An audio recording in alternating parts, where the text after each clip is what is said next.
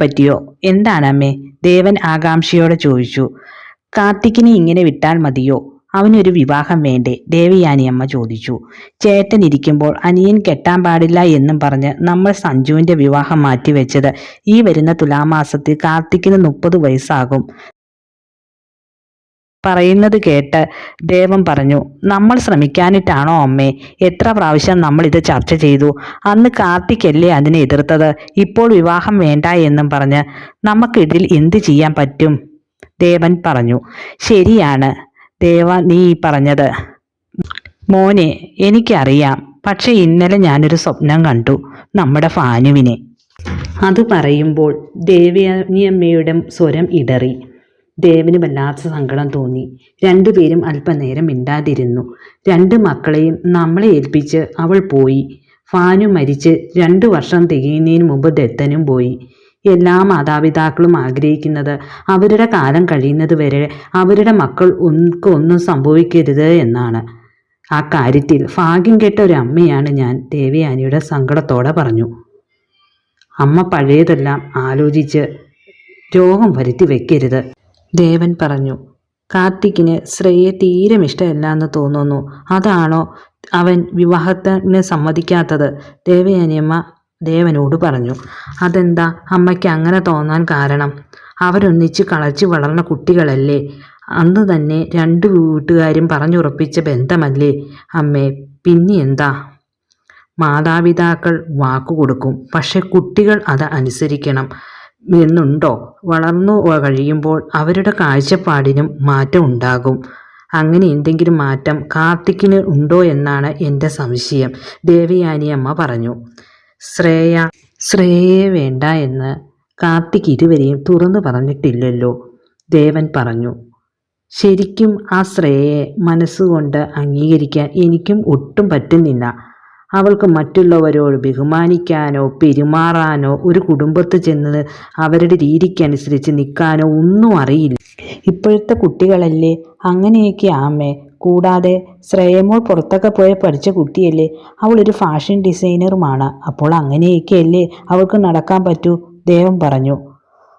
സഞ്ജുവിൻ്റെ പെണ്ണിനെ എനിക്ക് ഒത്തിരി ഇഷ്ടമാണ്. ആ കുട്ടിക്ക് സ്വത്ത് കുറവേ ഉള്ളൂ, പക്ഷേ അവൾ ഈ വീടിൻ്റെ ഐശ്വര്യമായിരിക്കും.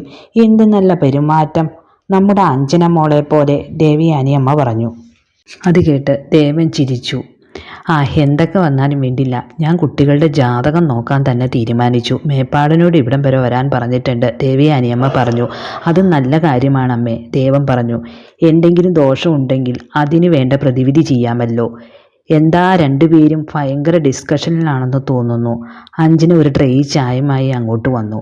ഒരു ഗ്ലാസ് ചായ ദേവൻ്റെ കയ്യിലേക്ക് നീട്ടിക്കൊണ്ട് അഞ്ജന ചോദിച്ചു.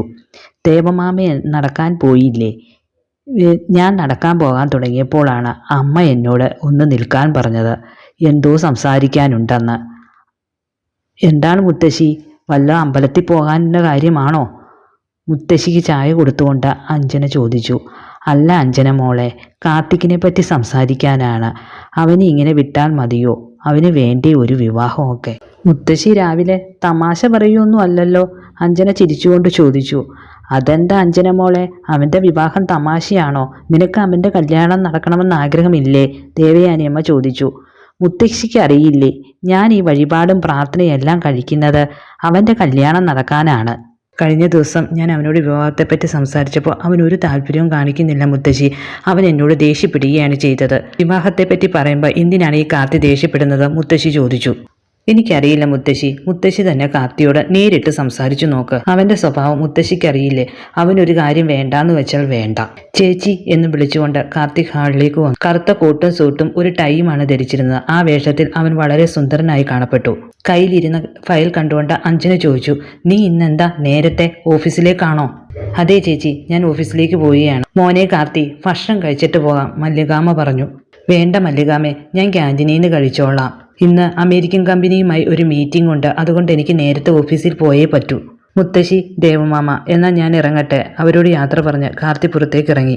അവൻ പോയി കഴിഞ്ഞപ്പോൾ മുത്തശ്ശി പറഞ്ഞു. ഈ കുട്ടി വന്ന് ഭക്ഷണം പോലും വേണ്ട, എപ്പോഴും ജോലിയേ ജോലിയേ എന്ന ഒറ്റ വിചാരം.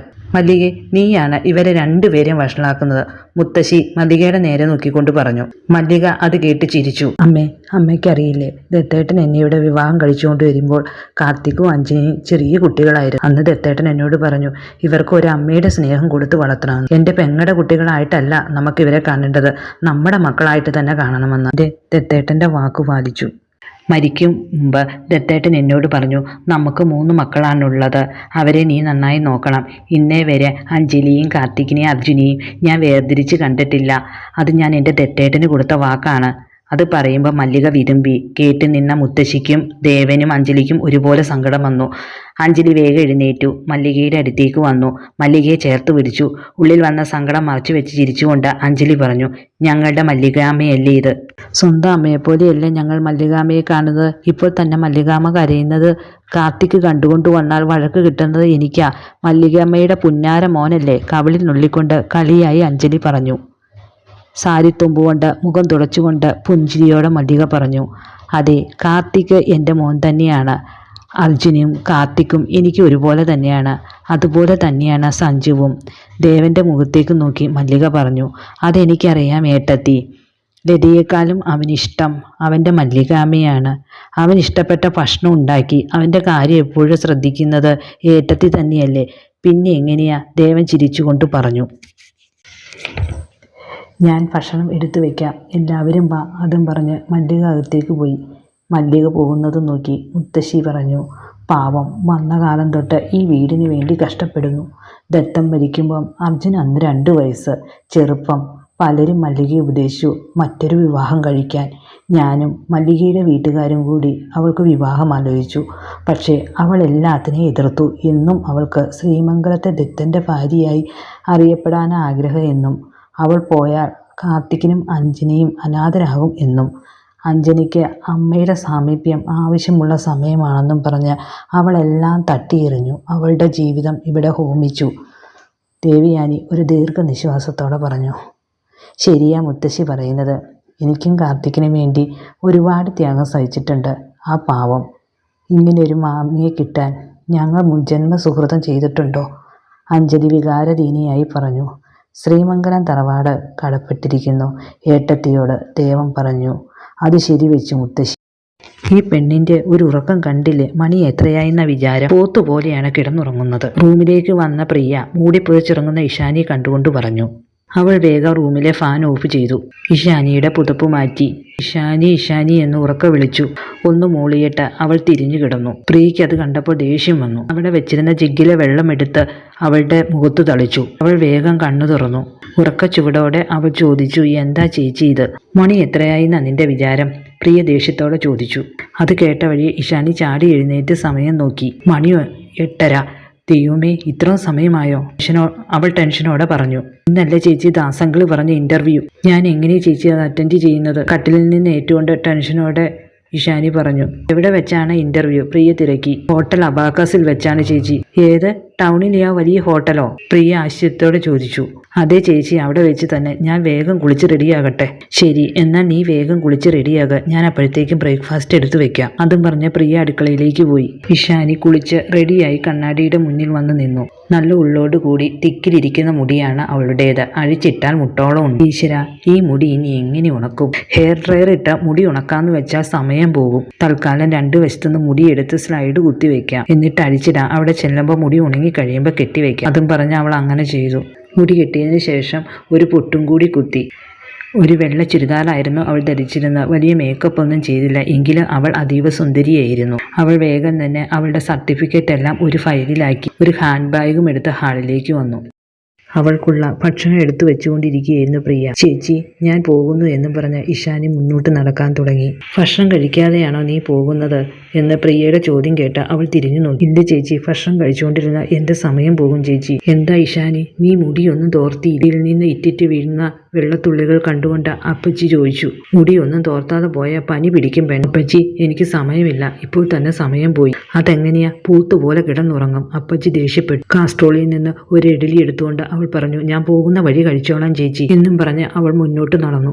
ഈ പെണ്ണിൻ്റെ ഒരു കാര്യം വന്ന് വന്ന് കോലുപോലെയായി. ഭക്ഷണവും വേണ്ട, വെള്ളവും വേണ്ട.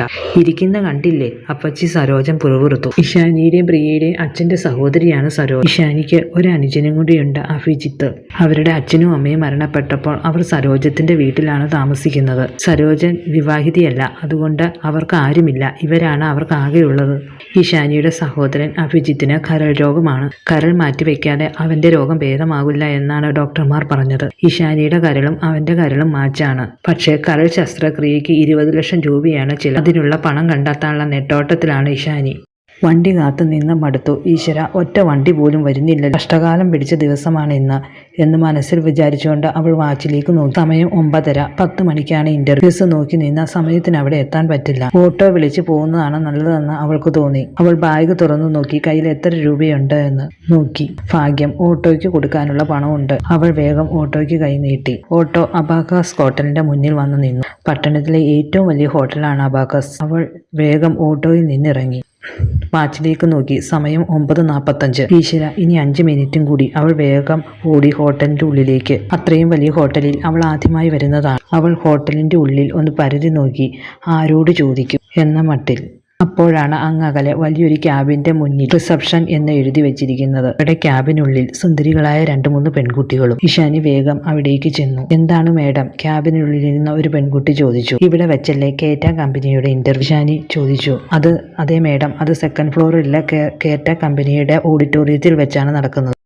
മെറ്റ കമ്പനിയുമായുള്ള മീറ്റിംഗ് കഴിഞ്ഞ് പുറത്തേക്ക് ഇറങ്ങിയ കാർത്തിക് കൂടെ ഉണ്ടായിരുന്ന ഓഫീസ് സ്റ്റാഫുമായി ഇന്നത്തെ ഡിസ്കഷനെ പറ്റി സംസാരിച്ചുകൊണ്ട് വരികയായിരുന്നു. പെട്ടെന്നാണോ അവൻ്റെ ഫോൺ റിങ് ചെയ്തത്.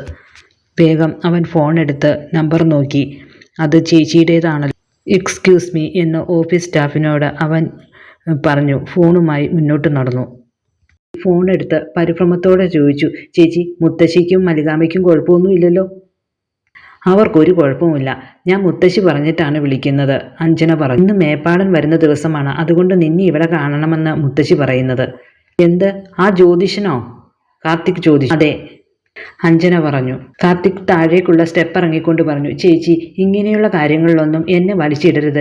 എനിക്കിവിടെ ബിസിനസ്സിനെ കുറിച്ച് ചിന്തിക്കാൻ തന്നെ സമയമില്ല. അപ്പോഴാണ് ചേച്ചിയുടെ ഈ നിസ്സാര കാര്യങ്ങൾ, മുത്തശ്ശിയെ കാര്യങ്ങൾ പറഞ്ഞ് ചേച്ചി മനസ്സിലാക്കണം. മുത്തശ്ശിയുടെ ആഗ്രഹമല്ലേ കാർത്തി നീ ഇവിടെ കാണണമെന്നുള്ളത്? ചേച്ചിക്കറിയില്ലേ എൻ്റെ ജോലിയുടെ തിരക്ക്? എനിക്ക് വരാൻ പറ്റില്ല ചേച്ചി. സ്റ്റെപ്പുകൾ ഓടിക്കയറി വന്ന ഇഷാനി കാർത്തിക്കിനെ ശ്രദ്ധിച്ചില്ല. താഴേക്ക് വരുന്ന കാർത്തിക് ഇഷാനിയുമായി കൂട്ടിയിടിച്ചു. ഇഷാനിയുടെ കയ്യിലെ ഫയലും കാർത്തിക്കിൻ്റെ ഫോണും തെറിച്ചുപോയി. പെട്ടെന്നാണ് അവൾ താഴേക്ക് വീഴാൻ തുടങ്ങിയതും കാർത്തിക് ചാടിപ്പിടിച്ചു. അവൻ്റെ കൈകളിൽ സുരക്ഷിതമായിരുന്നു. താൻ താഴേക്ക് വീഴുകയാണെന്ന് കരുതി അവൾ കണ്ണുകൾ ഇറുക്കിയടച്ചു. എന്താണ് സംഭവിക്കുന്നതെന്നറിയാതെ കാർത്തിക് അല്പനേരം നിന്നു. അതിനുശേഷം അവൻ്റെ കൈകളിൽ കിടക്കുന്ന ഇഷാനിയുടെ മുഖത്തേക്ക് നോക്കി. ചാനൽ ഇഷ്ടപ്പെട്ട് കഴിഞ്ഞാൽ സബ്സ്ക്രൈബ് ചെയ്യുകയും ലൈക്ക് ചെയ്യുകയും ചെയ്യണേ.